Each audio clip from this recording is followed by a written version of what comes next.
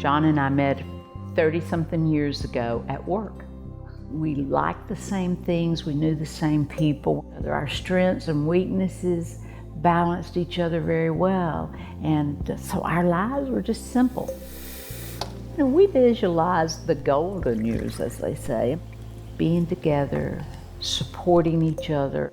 So the image of our future was this easy, nice life.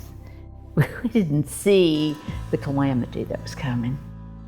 There are many small signs, but the first time he couldn't write his name, you know, that he couldn't order a meal. He couldn't calculate the tip. Those were things, of course, that he had always done. And then there were things like he would try to make the coffee and he would forget to put the glass carafe under there. And so he would tell me his coffee maker was broken. I dealt with it by journaling.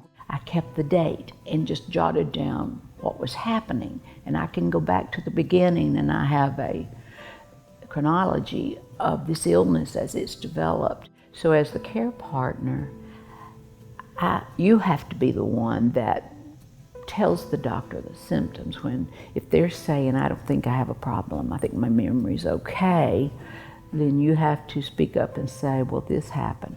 That is part also of where my journaling helped. I was able to tell the doctor how long it had been since my first signs to now and how things had progressed.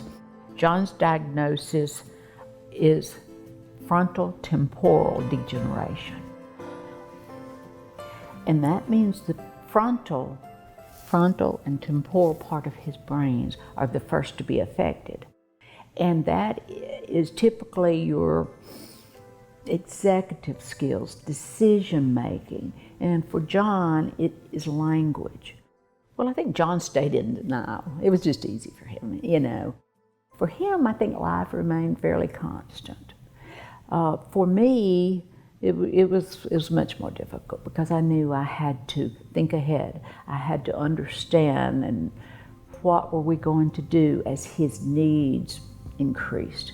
How was I going to cope with it? We had a lot of those types of conversations, and often they began with, I think I'm just fine. But we had just talked about the eventual need for that. I talked about it being assisted living. You will be independent, but you will have more help doing the things you need, and I will get more help. And I stress that to him a lot. And he loves me, he wants me to be cared for, be healthy, and that was part of it. I looked at places and talked about places and decided on Brookdale very easily. I visited, and then I was comfortable with it, and I took John and watched him interact, watched him participate in exercise programs and eat a meal there with the group. So afterwards, we talked about how did he feel about it. And